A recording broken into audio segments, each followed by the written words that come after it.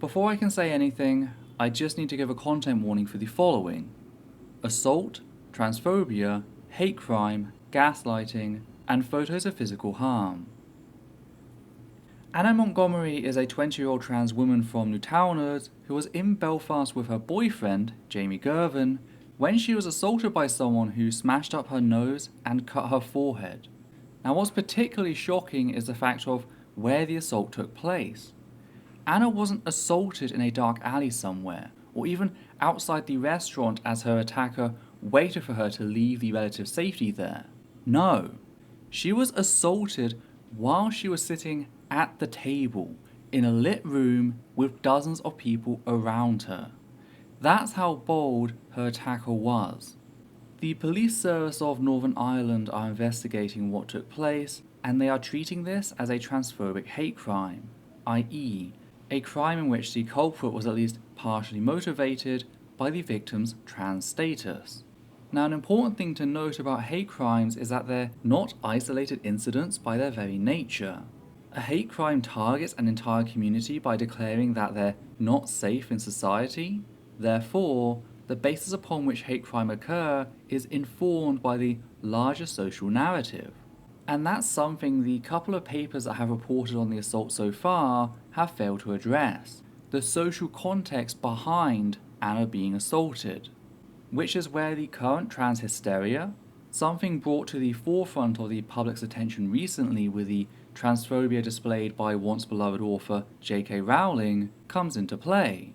It's no secret that, over the last 6 years, transphobia in the UK has come to a boiling point. We are constantly coming under attack by those with large platforms, being painted as a threat to women and children, or portrayed as lost lesbians forced to medically transition. Even our own government refuses to stand by the majority of the British public who agree with demedicalising legal transition. Because the sad fact is, bigotry doesn't require a majority to harm the people it targets. It just needs a platform whilst going unchecked. Now, at the epicenter of much of the discourse surrounding the topic is the idea that trans women are actually mentally ill cis men, or cis men using cross-dressing as a way to gain access to and harm cis women and children. And this is a perspective that J.K. Rowling seems to share, liking a tweet from sentient trash can Janice Turner in 2018 that stated, quote, "No fox has a right to live in a hen house, even if he identifies as a hen," on the misogynist thinking which puts a rapist in a women's prison, end quote. The fox here being a real-life trans woman, what Turner foresaw as a man identifying as a woman. This is how J.K. Rowling, as with many transphobes, sees trans women. So when Rowling published her latest book, Trouble Blood, a book in which a cross-dressing serial killer gets thrills from masturbating in women's underwear and by stealing jewelry from his victims, the message is not the least bit subtle. Fact is, this is not the first time. As discussed in a previous video, Rowling's earlier book of the same series, The Silkworm, had the protagonist threaten a trans woman with prison rape, telling her that it, quote, "won't be fun for you, Pippa, not pre-op," end quote. This is how Rowling portrays trans people, as mentally disturbed men who are a danger to cis women and can justifiably be threatened with rape. Now, there's nothing new about this. Indeed, in 1992, there were numerous protests about the transphobic depictions shown in the Silence of the Lambs, the ways in which it fed into transphobic narratives surrounding the trans predator. How, as Leslie Feinberg put it in 1992, quote, "In Silence of the Lambs, a sort of transvestite, wannabe transsexual, kills women and skins them in order to sew a woman's body for himself." The film turns reality upside down. It is actually transvestites and transsexuals who have been the victims of grisly murders, end quote. The difference, though, is that The Silence of the Lambs was published long before the 2014 trans tipping point, when the trans community and, by extension, trans discourse entered the public eye. Back then, we were almost a mythical creature on par with the boogeyman. We were largely hypothetical, out of mind for most people, save for the occasional article treating us like a one-person freak show. Now we're far more real, coming out at people's work, their children's schools, and within their social circles. We're also being discussed in the news daily. Sadly, a lot of that news uncritically parrots myths surrounding the dangers of trans people, like those forwarded by Rowling in her bigoted manifesto published back in June. This has changed things in that we are no longer a hypothetical threat. In the minds of bigots, we've become a tangible one. We're in every school, every office, every home. They can no longer brush us off as a fictional monster or freak occurrence. We're a part of society, one they've been told is inherently dangerous. Since this is an issue of narratives, let's examine those surrounding Rowling's manifesto, which was a response to criticism Rowling had received for her attack on an article which used inclusive language in its discussion of menstrual health. Rowling's initial response perpetuates the narrative of inclusivity as violence. She treats the simple act of acknowledging that trans men and some non-binary people menstruate as this grave violation of women's rights. In doing so, Rowling unleashed her millions of followers in a tidal wave of abuse, targeting the article and its authors, which is ironic considering that the article was written by 3 cis women campaigning for menstrual health. But I guess the abuse of women is feminist, so long as it's for the noble cause of abusing trans people back into the closet. On their own, these narratives are simple DARVO. Deny the behaviour, attack the individual doing the confronting, and reverse the roles of victim and offender.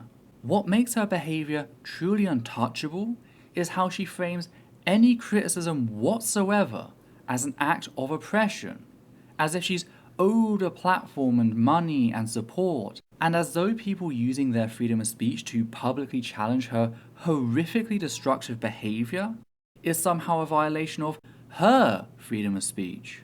All of which culminated in months of her pretending to be the victim of cancel culture, a term which, by this point, has been watered down to mean criticism of people with substantial power. How in spite of still being a billionaire, in spite of her books still becoming #1 bestsellers, apparently people criticizing her for the bigoted things she says is cancelling her. Indeed, when a group of people started the Rest in Peace Rowling hashtag to metaphorically signify that the author was dead to them, bigots began running the story as members of the trans community threatened to murder Rowling. This DARVO is very plain to see once you step back and look at it. Meanwhile, trans people are suffering real violence. When this whole thing really kicked off in 2016, anti-trans hate crime rose by a staggering 81%. Yet this is only the tip of the iceberg. As reported by the BBC in 2019, the queer charity Stonewall stated that it, quote, estimated that 2 in 5 trans people had experienced a hate crime or incident in the past year, end quote, with Laura Russell, a representative from the charity, adding that, quote, these statistics are the real-life consequences of a society where transphobia is everywhere, from the front pages of newspapers to social media and on our streets, end quote. Just to be clear, Rowling is not the sole source of all of this hate. She's merely the latest focal point in a struggle that's been going on for the past several years. No singular piece, act, or person is responsible for the current state of trans rights in the UK, but it would be unwise to ignore just how central Rowling, as a figure, has become to the transphobic cause, how they use her vast wealth and platform with over 14 million followers to extend the reach of their violent narrative. It's a cumulative effect we're witnessing, the result of which are cases like that of Anna Montgomery. Targeted assaults on people in crowded areas are incredibly rare, with many waiting for the opportune moment to strike, as we saw with Owen Jones, whose assaulter waited for him to leave the pub he was visiting.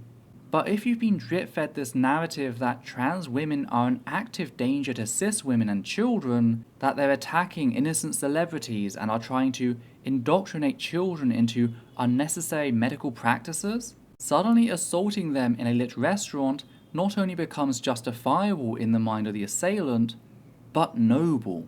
They've been emboldened by a constant diet of transphobic narratives, made to feel like their own prejudices are rational. This is how everyone has had a part to play in violence, like that scene in Anna's case. By arguing that trans women are a danger to women and children, whether in bathrooms, sports, or prisons, as well as parroting the myth that trans men are naive, vulnerable girls tricked into medically transitioning by some insidious trans conspiracy. When this is the state of trans discourse, a targeted attack on a trans person cannot be treated as an isolated incident. This was not some extreme person acting out on their own. This was someone acting on the ideas that people like J.K. Rowling have attempted to normalize. This was someone responding to what they perceived as a threat specifically because of the bigotry that goes unchecked in the UK media. This is a problem that won't be addressed until we tackle it at its root cause. Unless we do, we'll be seeing a lot more assaults. Now, if you appreciate what we do here on the channel, do know that you can support us via Patreon. We no longer monetize our videos, meaning that Patreon is the sole source of income for the channel, allowing us to keep it running. On that note, we'd just like to thank the following patrons: Hannah Banghart, Matthew Kovac, Soraya and Katie, Garrett Van Vorst, Wellington Marcus, Sosh Daniels, and Justin Allen. And for myself, Adita and Levi, take care now.